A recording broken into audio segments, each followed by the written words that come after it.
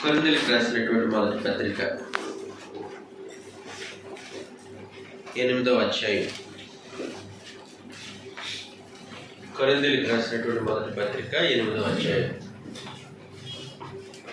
6వ వచనంలో ఆకాశమందైనను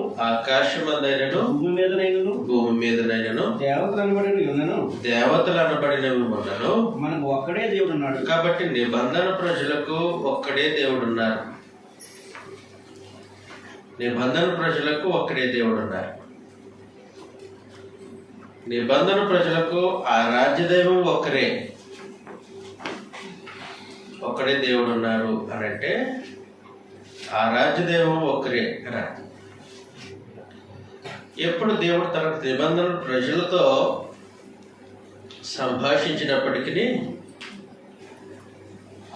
ఆయన ఈ విధంగా తన నిబంధన ప్రజలకు తను పరిచయం చేసుకోవడం మనం చూస్తాం. యెషయా గ్రంథం 46వ అధ్యాయం.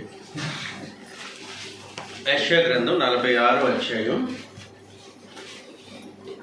9వ వచనంలో నుండి చాలా పూర్వం జరిగిన వాటిని జ్ఞాపకం చేసుకుని దేవుడును నేనే, మరి ఏ దేవుడును లేడు. నేను దేవుడును, నన్ను పోలినవాడు ఎవడునూ లేడు. నా ఆలోచన నిలిచిననియు నా చిత్తమంతయు నెరవేర్చుకొనదుననియు చెప్పుకొనుచు ఆది నుండి నేనే కలుగబోవు వాటిని తెలియజేయుచున్నాను. కాబట్టి తన చిత్తాన్ని, తన ఆలోచనను, తన ఉద్దేశాలను నెరవేర్చుకొను దేవుడు ఒక్కడే.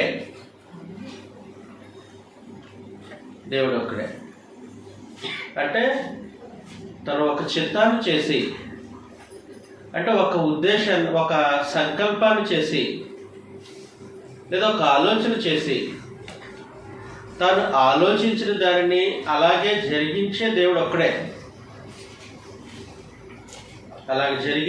ఒక్కడే. ఇది రోజు మనం చర్చిస్తాం, తొందరపడద్దు. అలాగే 43వ అధ్యాయం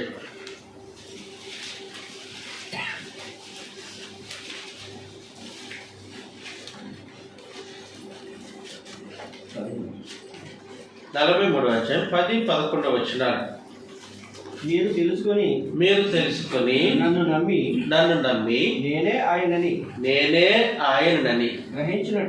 గ్రహించినట్లు మీరును నేను ఏర్పరచుకున్న నా సేవకులను నాకు సాక్షులు. నాకు ముందుగా ఏ దేవుడు నిర్మింపబడలేదు, నా తర్వాత ఏ దేవుడు ఉండడు. నేనే యెహోవాను, నేను తప్ప వేరొక రక్షకుడు లేడు. కాబట్టి మనుషులను రక్షించే దేవుడు ఒక్కడే. తన నిబంధన ప్రజలకు తాను ఈ విధంగా పరిచయం చేసుకున్నారు. మొదటగా నా ఆలోచన, నా చిత్తాన్ని జరిగించుకునే వాడని నేను. ఒక ఆలోచన చేసి, ఒక సంకల్పం చేసి, ఒక చిత్తాన్ని ఉద్దేశించి ఆ చిత్తాన్ని జరిగించే దేవుడును నేను తప్ప ఇంకొకరు లేరు. రెండవ సంగతి, మనుషులను రక్షించటానికి ఉద్దేశించిన దేవుడు నేనే, ఇంకొకరు లేరు. తర్వాత ప్రకటించిన వాడు చాలండి, అది కాదు, ఇంకొక విషయం చెప్తున్నా. 45వ అధ్యాయం యెషయా గ్రంథం 45వ అధ్యాయం 5-7 వచనాలు చదవాలి. నేను యెహోవాను, మరి ఏ దేవుడును లేడు. నేను తప్ప ఏ దేవుడును లేడు. తూర్పు దిక్కు నుండి పడమటి దిక్కు వరకు నేను తప్ప ఏ దేవుడును లేడని జనులు జనులు తెలుసుకున్నట్లు నీవు నన్ను ఎరుగుకుండినప్పటికీ నిన్ను సిద్ధపరిచితిని. యెహోవాను నేనే, నేను తప్ప మరి ఏ దేవుడును లేడు.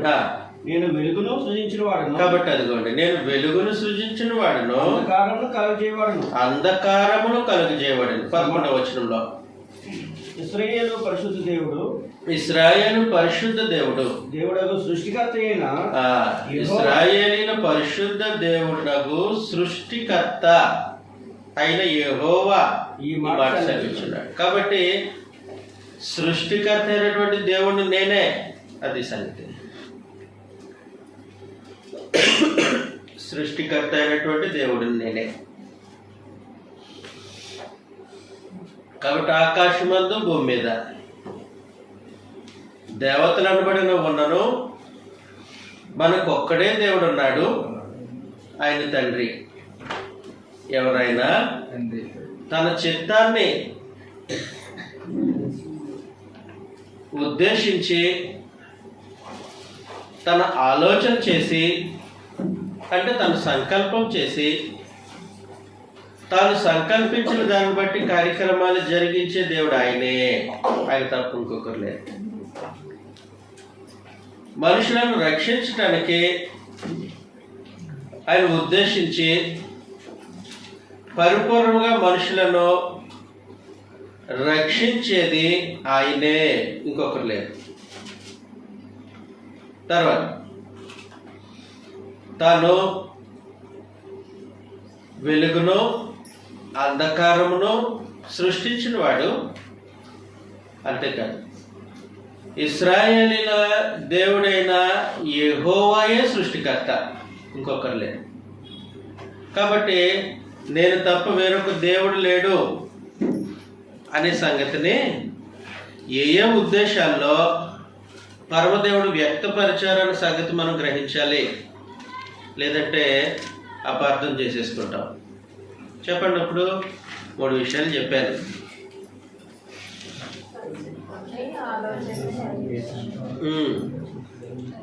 తన చిత్తాన్ని ఆలోచనను నెరవేర్చుకున్నట్లో ఆయన తప్ప వేరొక దేవుడు లేడు. మనుషులను రక్షించడానికి ప్రణాళిక వేసిన దాంట్లో ఆయన తప్ప వేరొక దేవుడు లేడు. సృష్టికర్త స్థానంలో ఆయన తప్ప వేరొక దేవుడు లేడు.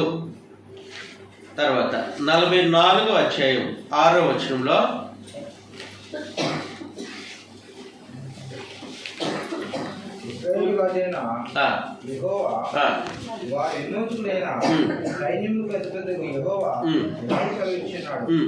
నేను మొదటివాడును కడపటివాడును, నేను తప్ప ఏ దేవుడును లేడు.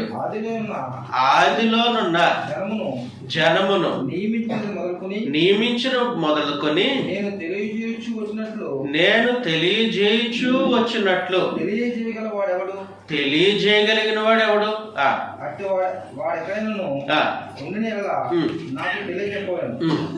ఆ సంగతి నాకు ప్రశ్న పోలేను. అటు వారు భవిష్యత్తు విషయంలో రాబో సంగతులను తెలియజెప్పువారు ఉండవలను. కాబట్టి భవిష్యత్ విషయములను రాబో సంగతులను తెలియజెప్పే వారిలో ఆయన తప్ప వేరొక దేవుడు లేడు. సంపూర్ణమైన భవిష్యత్ జ్ఞానం కలిగిన వారిలో ఆయన తప్ప వేరొక దేవుడు లేడు. కాబట్టి నేను తప్ప వేరొక దేవుడు లేడు అనేది గ్రంథం ఎలా చర్చించిందో చూడాలి మనం. పెద్ద టాపిక్ ఎంచుకున్నారు దైవత్వం. మరి మనసు పెట్టి ఆలోచన చేయాలి. నేను తప్ప వేరొక దేవుడు లేడు అని అన్నాడు. ఆయన తప్ప ఇంకొక దైవత్వం లేనివాడు లేడు అని కాదు. ఆయనకు మాత్రమే దైవత్వం ఉంది, ఇంకెవరికి ఉండకూడదు అని కాదు. నేను తప్ప వేరొక దేవుడు లేడు అన్నది మొట్టమొదటిగా. నేను తప్ప వేరొక ఆరాధ్య దైవం మీకు లేదు. మొదటి సంగతి. రెండవ సంగతి, నేను తప్ప నా చిత్త ప్రకారము సంగతులను జరిగించేవారు ఇంకొకరు లేరు. యేసుప్రభు ఎవరి చిత్తం జరిగించడానికి వచ్చారు? తన చిత్తమా, దేవుని చిత్తం? కాబట్టి దేవుడు తను ఆలోచించి సంకల్పించి తన సంకల్పం ప్రకారం కార్యక్రమాలు జరిగించుకుంటారు. అలా జరిగించుకునే వాళ్ళు ఆయన తప్ప ఇంకొకరు లేరు. అది సంగతి. రెండయ్యా. మూడు,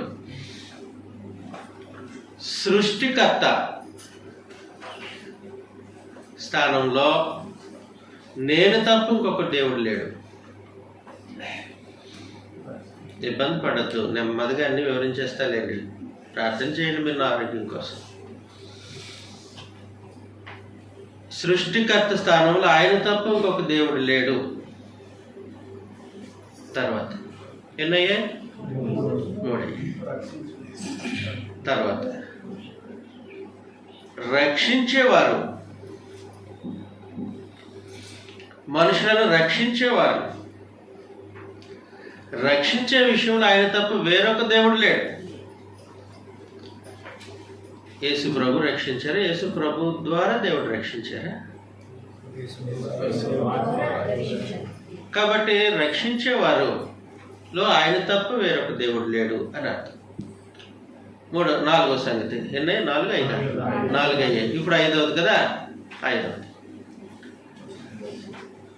జరగబోయే వాటిని, భవిష్యత్ సంగతులను తెలియచేసే వారిలో ఆయన తప్ప వేరొక దేవుడు లేడు. అంటే పరిపూర్ణమైనటువంటి భవిష్యత్ జ్ఞానము కలిగిన వారిలో ఆయన తప్ప వేరొకరు లేరు అని అర్థం. కాబట్టి ఇలాంటి భావం లేకుండా నేను తప్ప వేరొక దేవుడు లేడు అని సంగతిని అర్థం చేసుకోవడం పొరపాటు అయిపోతుంది. నేను తప్ప వేరొక దేవుడు లేడు అని అంటే దైవత్వం కలిగిన ఇంకొక వ్యక్తి లేడని అర్థం కాదు. దైవత్వం కలిగిన ఇంకొక లేడని అర్థం కాదు.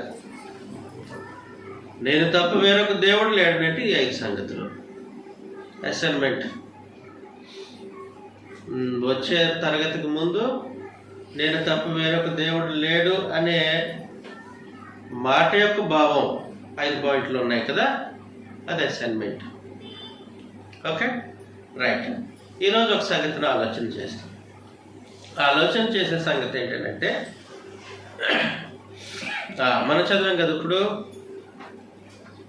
46వ అధ్యాయం, యెషయా గ్రంథం 46వ అధ్యాయం 9వ వచనంలో నుండి, చాలా పూర్వమున జరిగిన వాటిని జ్ఞాపకం చేసుకొనుడి. దేవుడను నేనే మరి ఏ దేవుడును లేడు. ఏ దేవుడును లేడు. ఏ విషయంలో? నేను దేవుడను. నన్ను పోలినవాడు ఎవడూ లేడు. ఏ విషయంలో? చదవండి సార్. నా ఆలోచన నిలుచుననియు,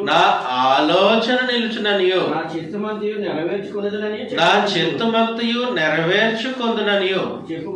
చెప్పుకొనుచు ఆది నుండి నేను కలగబో వాటిని తెలియజేయుచున్నాను. పూర్వకాలం నుండి నేను ఇంకా జరుగు వాటిని జరుగని వాటిని తెలియజేయుచున్నాను. కాబట్టి సంపూర్ణమైన భవిష్యత్ జ్ఞానం కూడా ఇక్కడ మాట్లాడారు. దానికంటే ముందు నా ఆలోచన నిలుచుననియు, నా చిత్తము నెరవేర్చుకొందుననియు నేను చెప్పుకొనొచ్చు. ఆయన ఆలోచన స్థిరమో, దాంట్లో మార్పు లేదు. ఆయన చిత్తము జరుగుతుంది, దాంట్లో సందేహమే లేదు. అలాగూ ఆలోచన చేసి తన చిత్తాన్ని నెరవేర్చుకునే దేవుడు ఇంకొకరు లేరు. కాబట్టి దేవుని యొక్క సంకల్పాన్ని ఈ విధంగా గ్రంథం మాట్లాడింది. హెబ్రీయులకు రాసినటువంటి పత్రిక 6వ అధ్యాయం 17వ వచనంలో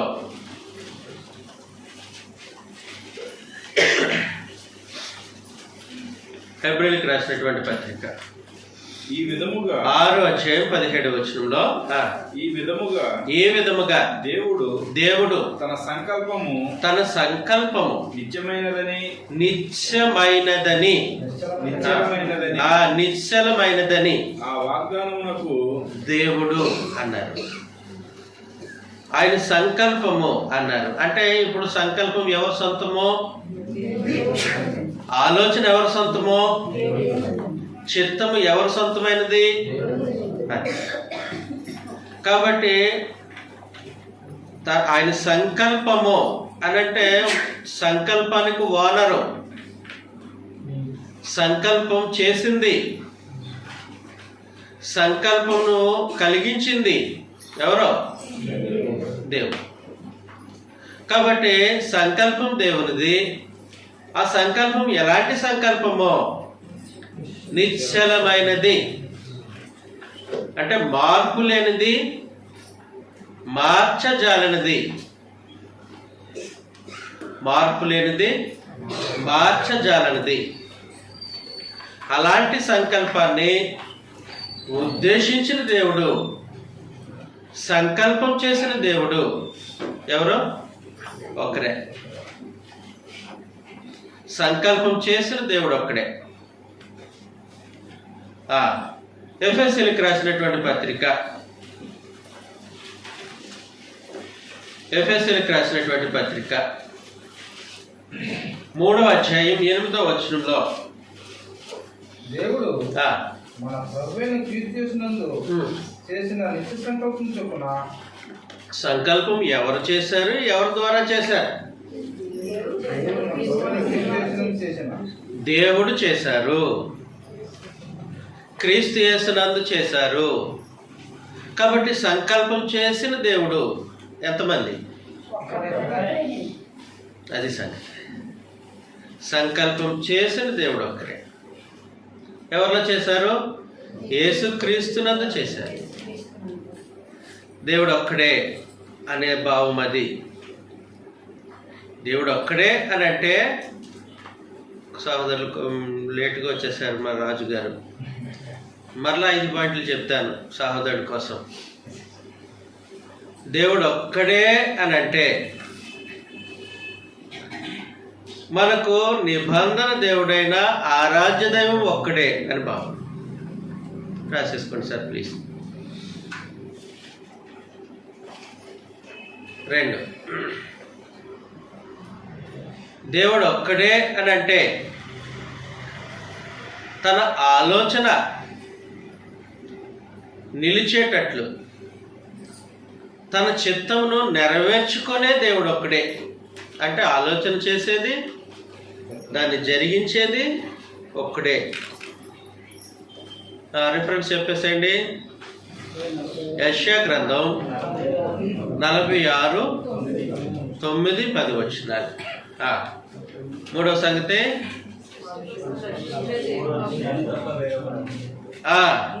మనుషులను రక్షించే దేవుడు ఒక్కడే. మనుషులను రక్షించే దేవుడు ఒక్కడే. 43, యెషయా గ్రంథం 43, 10, 45, 20,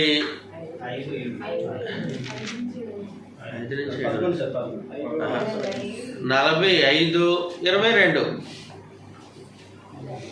21 నుంచి 22 వరకు రాసుకోవాలి. అక్కడ బాగుంది. తర్వాత మూడవ సంగతి, సృష్టికర్త అయిన దేవుడు ఒక్కడే. దేవుడు ఒక్కడేనంటే సృష్టికర్త స్థానంలో ఒక్కరే ఉన్నారు అని అర్థం. యెషయా గ్రంథం 45వ అధ్యాయం 5 నుంచి 7 వచనాలు చదివేసుకొని చివరి వరకు రాసేసుకోవచ్చు. అది ఇబ్బంది ఏం లేదు. కాకపోతే 5 నుంచి 7 వచనాలు, అలాగే 11వ వచనం, 18 కూడా రాసేసుకోండి. 18 కూడా రాసేసుకోండి.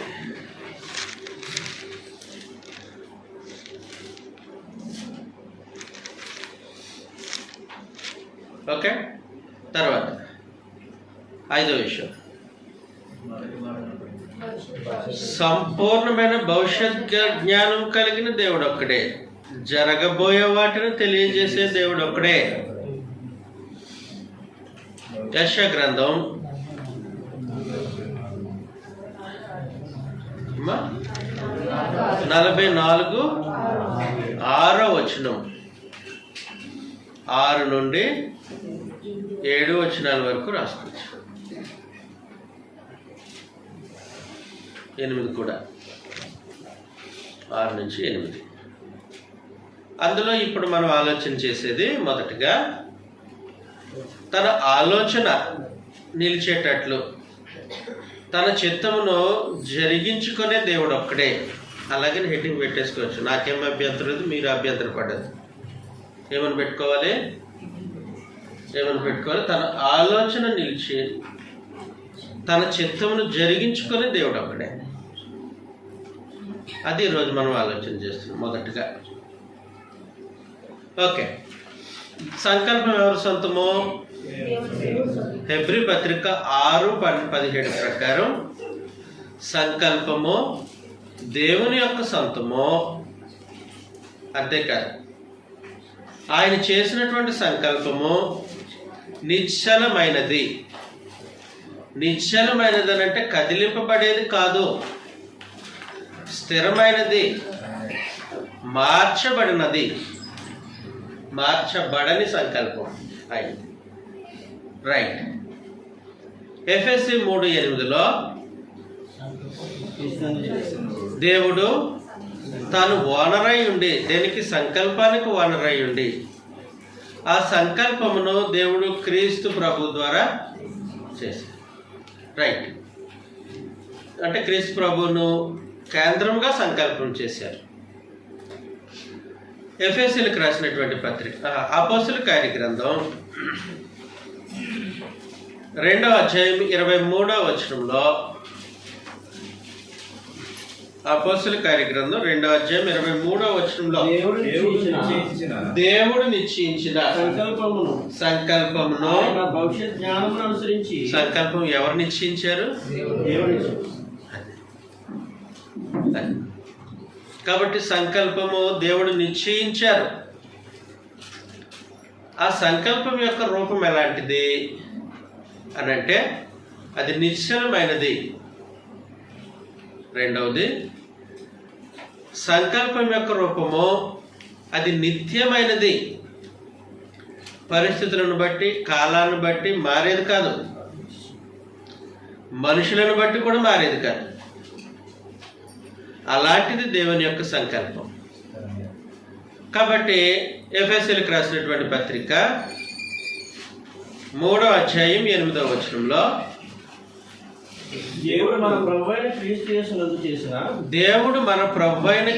యేసునందు చేసిన నిత్య సంకల్పం చెప్పున. అదిగోండి, నిత్యమైన సంకల్పం. ఎవరు పడితే అలా ఎవరు ఆ సంకల్పాన్ని చేయలేరు. ఎవరు పడితే వారు సంకల్పం చెయ్యలేదు. చేసిన ఎంతమంది? తన ఆలోచన నిలిచేటట్లుగా, తన చిత్తము జరిగించుకునేటట్లుగా సంకల్పాన్ని చేసేది ఒక్కరే, దేవుడు. ఆయన ఏం చేశారు? క్రీస్తు యేసునందు చేశారు ఆ సంకల్పం.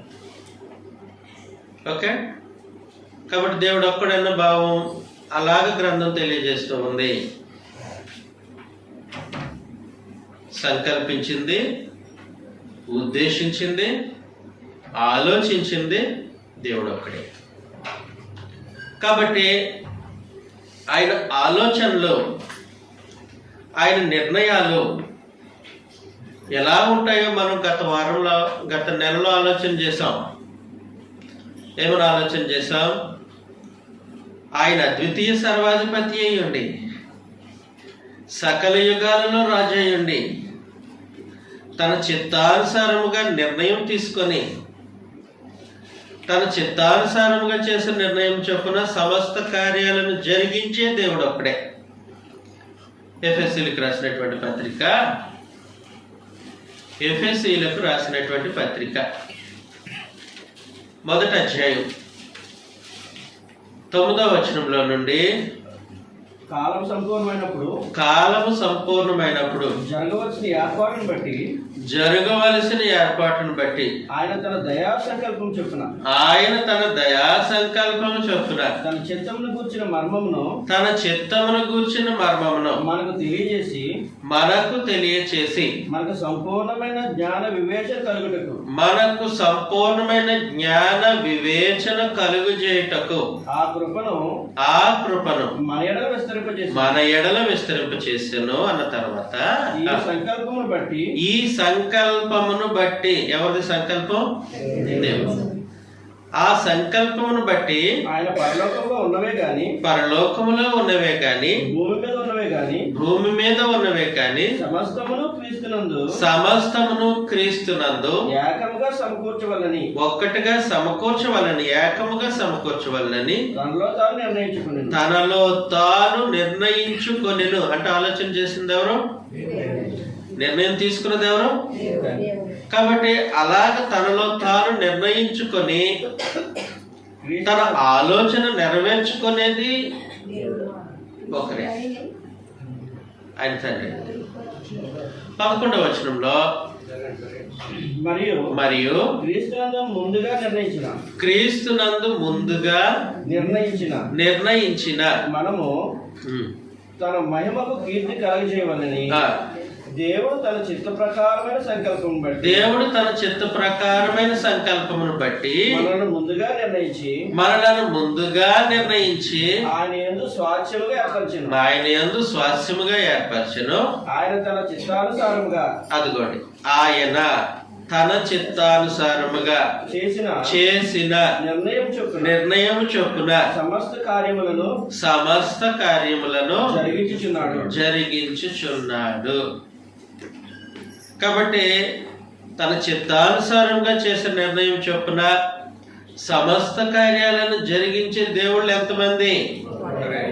మరి దైవత్వం కలిగిన వారు ఎంతమంది?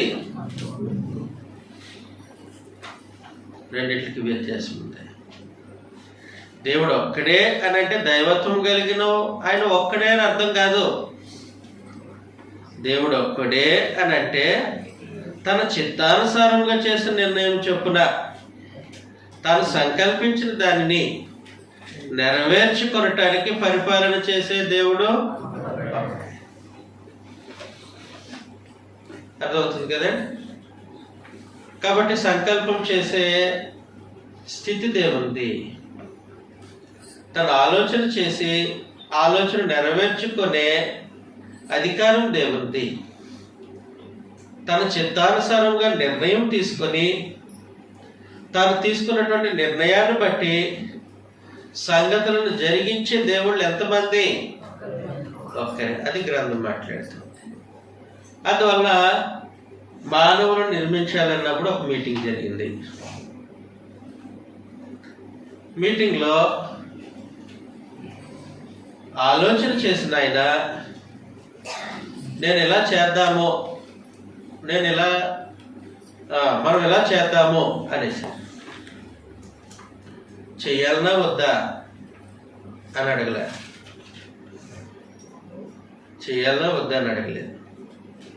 మనుషులను తన స్వరూపంలో తన పోలికలో చెయ్యాలి అని ఆలోచించింది ఎవరు? చేసింది ఎవరు?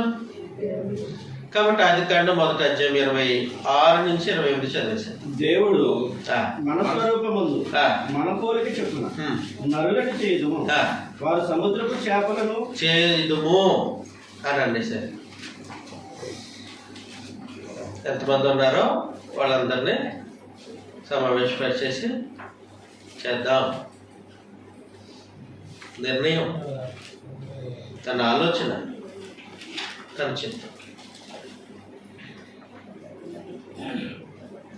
10వ అధ్యాయం ఆదికాండం.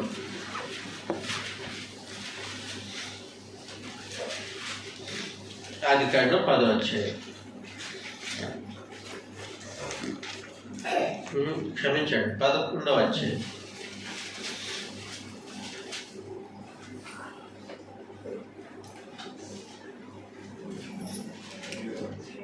7వ వచనంలో గనుక మనము దిగిపోయి వారిలో ఒకరి మాట ఒకరికి తెలియకుండా అక్కడ వారి భాషలు తారుమారు చేయదు రండి అని అనుకున్నాను. కాబట్టి భాషలు తారుమారు చేద్దాం అని నిర్ణయం తీసుకున్నది ఎవరో. కాబట్టి తన ఆలోచన బట్టి తన చిత్తాన్ని బట్టి కార్యములు జరిగించేది ఒక్కరే. అంటే సంకల్పాలు చేసింది ఒక్కరే. క్రీస్తు యేసునందు సంకల్పం చేసింది ఒక్కరే దేవుడు. ఆయన తప్ప ఇంకొక సంకల్పం చేసిన దేవుడు లేడు. రైట్, సరే. ఆయన సంకల్పం నిత్యమైనది అని కూడా మనం చూసాం. ఏంటి సంకల్పంలో ఆయన ఉద్దేశించిన సంగతులు ఏంటి? తన ఆలోచన నిలిచేటట్లుగా, తన చిత్తం నెరవేర్చుకునేటట్లుగా ఆయన ఏం ఆలోచన చేశారు, ఏం ఉద్దేశించారు, ఏం సంకల్పించారు, ఆయన చిత్తం ఏమై ఉన్నది అని ఆలోచన చేస్తున్నప్పుడు మొదటిగా ఆయన చిత్తంలో మొదటి సంగతి ఏంటంటే క్రీస్తు ప్రభు యొక్క బలియాగము, ఆయన శిలువ మరణము దేవుడు తన సంకల్పానుసారముగా చేసిన నిర్ణయం. అపోస్తుల కార్యగ్రంథం 2వ అధ్యాయం 23వ వచనంలో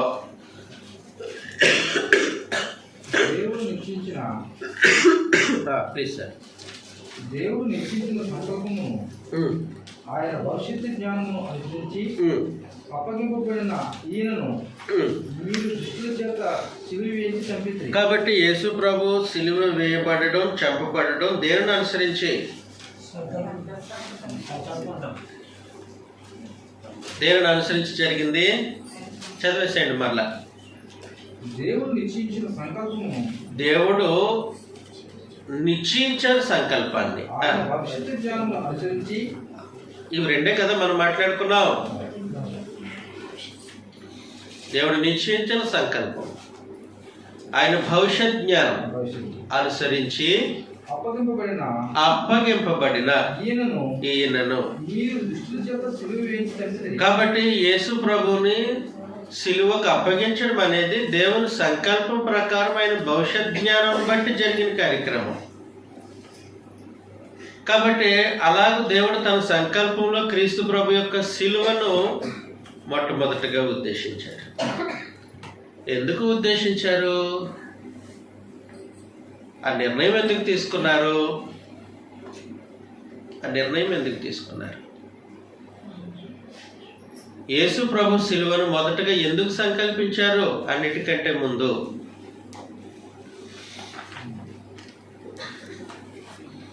ఏదైనా తన నిర్ణయమే, తన చిత్తమే, తన ఆలోచనే. అది మనం జ్ఞాపకం పెట్టుకోవాలి. ఆయన ఆలోచనలో ఏముందనంటే ఆదికాండం 1వ అధ్యాయం 26వ వచనం చదివినప్పుడు ఆయన ఆలోచన చేసిన దాంట్లో లాస్ట్ ఇది. అంటే ముందుగానే ఆలోచన చేశాడు, కానీ రివీల్ చేసిన దాంట్లో లాస్ట్. మన పోలికలో మన స్వరూపంలో నరులను చేద్దాం. ఎలా చేద్దాం? స్త్రీని గాను పురుషుని గాను చేద్దాం. ఎలా చేద్దాం? నేను సృష్టించిన సృష్టి అంతటి పైన ఏలికలుగా వారిని చేద్దాం. ఇంకెలా చేద్దాం? ఎలా చేద్దాం? నా సొంతమైన స్వరూపాన్ని, నా సొంతమైనటువంటి పోలికను నరులకిద్దాం. గతంలో చెప్పేశాను కాబట్టి ముందుకు వెళ్ళిపోతున్నాను. పోయిన నెల ఆలోచన చేశామా? ఇది అంతకు ముందు నెల దేవుడు తన సొంతమైన దాన్ని నరులకిచ్చారు, స్వభావాన్ని నరులకిచ్చారు, స్థితిని కూడా నరులకిచ్చారు. ఏంటా స్థితి? ప్రత్యేకించి తాను ఎలాగైతే స్వేచ్ఛగా నిర్ణయాలు తీసుకుంటారో తన స్వరూపంలో సృష్టించిన నరులను కూడా దేవుడు స్వేచ్ఛాచిత్తులుగా సృష్టించాడు. అందువల్లనే ప్రసంగి గ్రంథం 11వ అధ్యాయం 9వ వచనంలో యవనుడా నీ యవన కాలమందు సంతోషపడుము. నీ యవన కాలమందు నీ హృదయము సంతుష్టిగా ఉండనివ్వు. నీ కోరిక చెప్పునను నీ దృష్టి యొక్క ఇష్టము చెప్పునను ప్రవర్తింపు. అయితే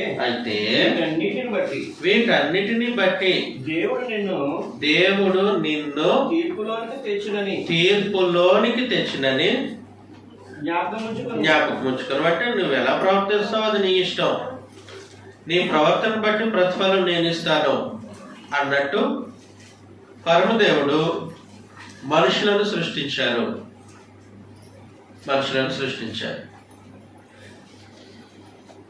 తను ఏమైతే ఉద్దేశిస్తాడో దాన్ని జరిగించడానికి మనుషులను సృష్టించాడు. రోమీయులకు రాసినటువంటి పత్రిక 6వ అధ్యాయం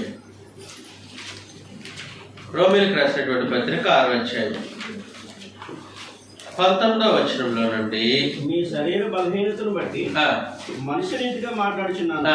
ఏమనగా అక్రమము చేయుటకై, అదిగోండి అక్రమము చేయుటకై, అపవిత్రతకును అక్రమమునకును మీ అవయవములను దాసులుగా ఎలాగో అప్పగించుతున్నారు. స్వేచ్ఛ ఉందా? అప్పగించుకోవడానికి మనుషులకు స్వేచ్ఛ ఉందా? ఉంది. చెడుకు అప్పగించుకోవడానికి స్వేచ్ఛ ఉంది, చెడును జరిగించడానికి స్వేచ్ఛ ఉంది. తర్వాత అలాగే పరిశుద్ధత కలుగుటకై ఇప్పుడు మీ అవయవములను నీతికి దాసులుగా అప్పగించేది ఎవరు? బలవంతంగా లాక్కుంటున్నారు, వాలంటరీగా అప్పగించుకుంటున్నారా? ఈ స్వేచ్ఛ ఉంది మనుషులకి, ఈ స్వేచ్ఛ ఉంది. కాబట్టి దేవుడు మనుషులను అలాగ స్వేచ్ఛాచిత్తులుగా నిర్ణయించారు. దేవుడు స్వేచ్ఛాచిత్తులుగా మనుషులను నిర్ణయించిన తర్వాత మనుషుల భవిష్యత్తును ముందుగానే చూశాడు. వ్యక్తుల యొక్క భవిష్యత్తును మాత్రమే కాదు, ఆయన యావత్ మానవుల యొక్క భవిష్యత్తును ముందుగా చూడగలడు. చెప్పాను కదా, సంపూర్ణమైన భవిష్యత్ జ్ఞానం ఎవరికి ఉంది? తాను జరగబోయే సంగతులను ముందుగా తెలియచేసే ఎవరు? దేవుడు. కాబట్టి మనుషుల యొక్క భవిష్యత్తు ఏంటో ఆయన ముందుగా చూడగలిగాడు. స్వేచ్ఛాచిత్తులుగా మనుషులను సృష్టించినప్పుడు, ఎన్నుకునే స్వాతంత్రం కలిగిన వారిగా మనుషులను సృష్టించినప్పుడు, చెడును మంచిని కూడా ఎన్నుకునే స్వాతంత్రం దేవుడు మనుషులకు ఇచ్చిన తర్వాత ఆయన భవిష్యత్ జ్ఞానంలో మనుషులు మొట్టమొదటిగా చెడుని ఎంచుకోవడం చూశారు.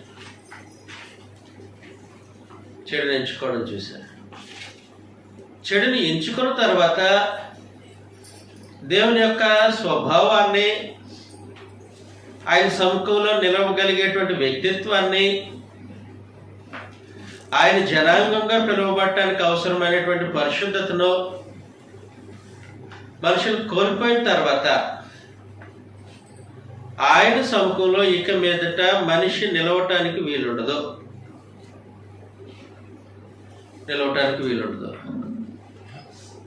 కాబట్టి ఆయన ఏం ఉద్దేశించారనంటే, మనుషులు తాము స్వచ్ఛందంగా ఇష్టపడి కోరుకొని వాళ్ళు ఎంచుకొని చేసినటువంటి పాపం, అలాగే వారి ప్రమేయం లేకుండా, ఉద్దేశం లేకపోయినా పొరపాటును వారి జీవితంలో జరిగిన ప్రతి పాపం దాన్నే మరణకరమైన పాపం, మరణకరం కాని పాపం అని కూడా అన్నారు. వీటన్నిటి కొరకు పాప పరిహారము జరగాలి. తప్పిపోయినటువంటి మనుషులు తిరిగి సమకూర్చబడాలి నా సముఖంలో. కాబట్టి ఇది జరిగించటానికే బలి, ఇది జరిగించటానికే మనుషులు తాము చేసినటువంటి ప్రతి పాపమునకు శిక్ష దేవుడు విధించేయాలి. ఎవరి మీద విధించాలి? ఎవరి మీద విధించాలి? ఎవరి మీద విధించడానికి ఎవరు సరిపోరు? ఒకే ఒక ఆయన, అందుకొరకు సరిపడిన ఆయన ఉన్నారు. ఆయన ఎవరండి? అందుకొరకు సరిపడిన ఆయన ఒక ఆయన ఉన్నారు. ఆయన ఎవరనంటే ప్రభు అయిన యేసు. కాబట్టి దేవుడు ఏం చేశారంటే, జగత్తు పునాది వేయబడక మునిపే ఆయన సంకల్పంలో, మానవులు నిర్మింపబడక మునిపే మనుషుల యొక్క భవిష్యత్తును చూసిన పరమ తండ్రి, వారి స్వేచ్ఛ చిత్తాన్ని బట్టి వారు జరిగించేటువంటి క్రియలను చూసినటువంటి పరమ తండ్రి ఆయన సంకల్పంలో ఒక ఆయన నిర్ణయం చేశారు, ఒక సంగతిని నిర్ణయం చేశారు. అదేంటంటే యేసు ప్రభు యొక్క శిలువ మరణం. ఇప్పుడు చదువుతాం అపోస్తుల కార్యగ్రంథం 2వ అధ్యాయం. అపోస్తుల కార్యగ్రంథం 2వ అధ్యాయం 23వ వచనం. దేవుడు నిశ్చయించిన సంకల్పమును, దేవుడు నిశ్చయించిన సంకల్పమును ఆయన భవిష్యత్ జ్ఞానమును అనుసరించి, ఆయన భవిష్యత్ జ్ఞానమును అనుసరించి అప్పగింపబడిన ఈయనను మీరు దుష్టుల చేత సిలువ వేయించి చంపితిరి. కాబట్టి యేసు ప్రభు యొక్క సిలువ దేవుని భవిష్యత్ జ్ఞానమును అనుసరించి, యేసు ప్రభు యొక్క సిలువ దేవుని సంకల్పమును అనుసరించి, అది సంగతి, దేవుని సంకల్పమును అనుసరించి. కాబట్టి జాగ్రత్తగా మనం గమనించాలి. దేవుడు ఒక్కడే ఉద్దేశం ఏమై ఉంది? తన ఆలోచన నిలిచినని, తన చిత్తమును నెరవేర్చుకొనని తెలియచేసి ఆ సంగతిని జరిగించే దేవుడు ఒక్కడే. దేవుడు ఒక్కడేనంటే దైవత్వం కలిగిన ఒక్కడే ఉన్నాడు అని కాదు. యావత్ విశ్వం మీద దైవత్వం కలిగిన ఒక్కరే ఉన్నారని కాదు దాని భావం. దేవుడు ఒక్కడేనంటే తన చిత్తానుసారంగా చేసిన నిర్ణయం చొప్పున కార్యములను జరిగించేవాడు ఒక్కడే. అది సరే, తన చిత్తానుసారంగా చేసిన నిర్ణయం చొప్పున కార్యములు జరిగించేవాడు ఒక్కడే. ఆల్రైట్, ఆయన ఏమి ఉద్దేశించారు యేసు ప్రభు శిలువలో? గతంలో మాట్లాడుకున్నదే మరొకసారి వినేసేయండి, ఇబ్బంది ఏమి లేదు. రోమీలకు రాసినటువంటి పత్రిక, రోమీలకు రాసినటువంటి పత్రిక 8వ అధ్యాయం 3వ వచనంలో నుండి, శరీరమును అనుసరింపక ఆత్మను అనుసరించి నడుచుకొని మన యందు ధర్మశాస్త్ర సంబంధమైన నీతి విధి నెరవేర్చబడవలెనని పాప పరిహారము నిమిత్తము దేవుడు తన సొంత కుమారుని ఏ ఆకారంతో? పాప శరీరాకారముతో పంపి ఆయన శరీరమందు ఎవరు పాపమునకు శిక్ష విధించారు? ఆయన శరీరమందు. అది సరే. కాబట్టి ఆయన భవిష్యత్ జ్ఞానం, ఆయన సంకల్పం అనుసరించి దేవుడు క్రీస్తు ప్రభును, దేహం లేని క్రీస్తు ప్రభును, శరీరం లేని క్రీస్తు ప్రభును శరీరం ధరింపచేసి పంపించాలని ముందు ఉద్దేశించి ఆయన శరీరంతో భూమి మీదకి పంపిన తర్వాత పాపములకు శిక్ష విధించెను అని అన్నాడు. పాపములకు శిక్ష విధించెను. చదువుతాం ఈ సంగతిని మనం. 1 పేతురు పత్రిక 2వ అధ్యాయం 26వ వచనంలో పాపములకు శిక్ష విధించనంటే భవిష్యత్ జ్ఞానంలో దేవుడు సంకల్పించింది ఏంటి? ఎవరి పాపములకు? ఖచ్చితంగా నిర్ధారణకు రావాలి. ఆయన పాపం చేయలేదు. ఆయన పాపం చేయలేదు. ఆయన నోట ఏ కపటమును కనబడలేదు. ఆయన నోట ఏ కపటమును కనబడలేదు. ఆయన దూషింపబడి బదులు దూషింపలేదు. ఆయన శ్రమ పెట్టబడి బెదిరింపక న్యాయంగా తీర్పు తీర్చి దేవునికి. అది తప్పు చెప్పానా?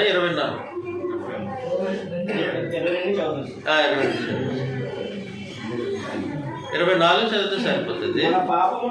మన పాపముల విషయమై చనిపోయి నీతి విషయమై జీవించినట్లు ఆయన తానే యేసు ప్రభు తానే తన శరీరమందు ఎవరి పాపములు? కాబట్టి పాప శరీరాకారంలో పంపి ఆయన శరీరమందు పాపములకు శిక్ష విధించారంటే మన పాపములకు ఆయన శరీరమందు శిక్ష విధించారు. అది దేవుని సంకల్పం. ఆయన భవిష్యత్ జ్ఞానం. అలాంటి నిర్ణయం తీసుకున్నది ఆయన. అలాగే ఉద్దేశించింది ఆయన. గలతీయులకు రాసినటువంటి పత్రిక 1వ అధ్యాయం 4వ వచనంలో మన తండ్రి అయిన దేవుని చిత్త ప్రకారము క్రీస్తు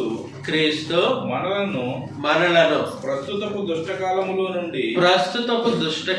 నుండి విమోచింపవలెనని మన పాపముల నిమిత్తము అక్కడ అనలేదు. మన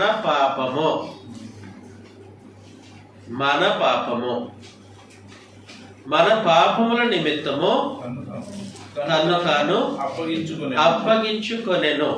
కాబట్టి ఆయన శరీరమందు పాపమునకు శిక్ష విధింపబడింది అంటే ఎవరి పాపములకు? మన పాపములకు ఆయన శరీరంలో శిక్ష విధించాలనేది దేవుని నిర్ణయం, దేవుని సంకల్పం, దేవుని చిత్తం. ఆలోచన చేసి ఆ సంగతిని నెరవేర్చింది దేవుడు. ఓకే. తర్వాత 1 కొరింథీ పత్రికలోనే 15వ అధ్యాయం 3వ వచనం. అదిగోండి, జాగ్రత్తగా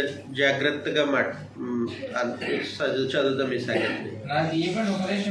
నాకు ఇయ్యబడిన ఉపదేశమును మొదట మీకు అప్పగించితిని. లేఖనముల ప్రకారం క్రీస్తు మన పాపముల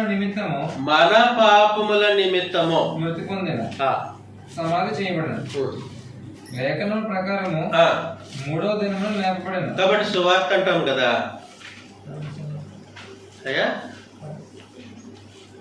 లేఖనం ప్రకారము మృతి పొందెను, సమాధి చేయబడును, తిరిగి లేపబడిన సువార్త ప్రకటిస్తూ ఉంటాం. ఎవరి పాపం నిమిత్తము? మన పాపం నిమిత్తము క్రీస్తు ప్రభు చనిపోవాలని నిర్ణయించింది ఎవరు? ఎలాంటి దేవుడు? అది చెప్పం, అందుకే వచ్చిన గొడవ ఇదంతా. ఎలాంటి దేవుడు? తన ఆలోచన నిలిచిననియో తన చిత్తమును జరిగించుకుని వాడనియో తన సంకల్ప ప్రకారం నిర్ణయాలు తీసుకొని జరిగించే ఒక్కడే దేవుడు. ఆయన తీసుకున్న నిర్ణయం ప్రకారము ఆయన మన పాపముల నిమిత్తం చనిపోయాడు. అది సువార్తగా ప్రకటిస్తాడు. కనెక్షన్ మిస్ అయిపోతే ఇబ్బంది వచ్చేస్తుంది, కన్ఫ్యూజన్ వచ్చేస్తుంది. అర్థమవుతుంది కదా? కాబట్టి నిర్ణయం ఆయన సొంతము.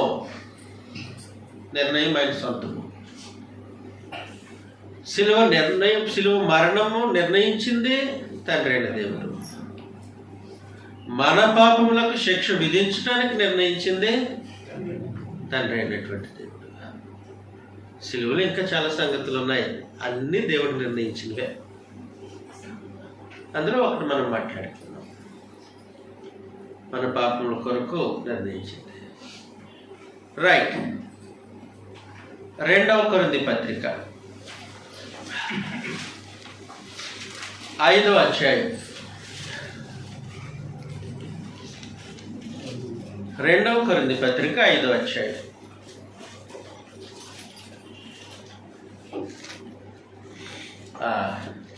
20వ వచనంలో మనం చదివితే, కావున దేవుడు మా ద్వారా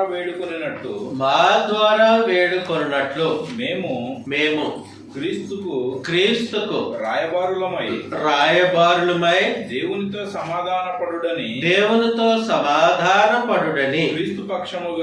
క్రీస్తు పక్షముగా మిమ్మును బ్రతిమాలు కొనుచున్నాము. ఎందుకనగా మనము ఆయన యందు దేవుని నీతి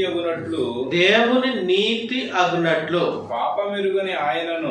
పాపము ఎరుగని క్రీస్తు ప్రభువును మన కోసము పాపముగా చేసింది ఎవరు? చెయ్యాలని నిర్ణయించుకున్నది ఎవరు? దేవుడు క్రీస్తు ప్రభువును మన కోసం పాపముగా చేశారు. పాపం ఎరుగని క్రీస్తు ప్రభువును సిలువ గడియల్లో మన కొరకు పాపముగా చేశారు. మన కొరకు పాపముగా చేశారని అంటే దేవుడు దేని మీద తన ఉగ్రతను కుమ్మరించుకోవాలనుకున్నారో ఆ ఉగ్రతకు పాత్రగా ప్రభు యేసును చేశారు. పాపములను ఆయన మీద మోపి పాపము పైన తనకున్నటువంటి సంపూర్ణమైనటువంటి ఉగ్రతను క్రీస్తు ప్రభు మీద చూపించాడు. అలా చూపించాలని నిర్ణయం తీసుకున్నది ఎవరు? అది నిర్ణయం మాత్రమే తీసుకున్నారా, దాన్ని జరిగించారా? ఎవరి ద్వారా జరిగించారు? అందువల్ల నా చిత్తం జరిగించుకోవడానికి నేను రాలేదు. తండ్రి, నువ్వు ఒక చిత్తం చేసావు, నువ్వు చిత్తం చేసిన దాన్ని, సంకల్పించిన దాన్ని నెరవేర్చుకునే స్థితిలో ఉన్నావు. నేను నా బాధ్యతగా నీ చిత్తాన్ని నెరవేర్చడానికి వచ్చేసాను. కాబట్టి సంకల్పానికి హక్కుదారుడు, నిర్ణేత దేవుడే. అలాంటి వాళ్ళు ఎంతమంది ఉన్నారు? అలాంటి వాళ్ళు ఎక్కడున్నారు? ఎంతమంది? అది గ్రంథం చెప్తుంది. గ్రంథం మాట్లాడుతున్న సంగతి అది. ఓకే, పరిశుద్ధ గ్రంథం తెలియజేసినటువంటి సంగతి అది. కాబట్టి ఒక సంగతి మనం మాట్లాడుకున్నాం, దేవుడు ఒక్కడే అన్న దాంట్లో మొదటి పాయింట్. మొదటి కాదు, మీకు చెప్పిన దాంట్లో 2వ పాయింట్ ఏంటంటే అది చదివేసేద్దాం. 46 యెషయా గ్రంథం 46 9, 10 వచ్చిన.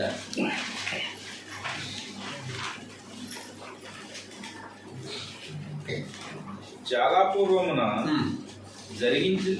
జరిగిన వాటిని జ్ఞాపకం చేసుకొనుడి. దేవుడను నేనే, మరి ఏ దేవుడునూ లేడు. నేను దేవుడను, నన్ను పోలినవాడు ఎవడునూ లేడు. ఏ విషయంలో? నా ఆలోచన నిలుచునని అంటే నేను ఆలోచన చేస్తాను, దాన్ని స్థిరపరిచేస్తాను. నా చిత్తమంతయు నెరవేర్చుకునేదననియు, నేను చిత్తాన్ని చేస్తాను, దాన్ని అంతా నెరవేర్చుకుంటాను చెప్పుకొనుచు. అలాగే చెప్పే దేవుడు ఒక్కరే. అలా చెప్పే దేవుడు ఒక్కరే. ఆ స్థాయిలో అంటే ఆ స్థితిలో ఉన్న దేవుడు ఒక్కరే. అర్థమవుతుంది కదండి? కాబట్టి బ్రేక్ తీసుకుందాం, మళ్ళీ వచ్చేద్దాం.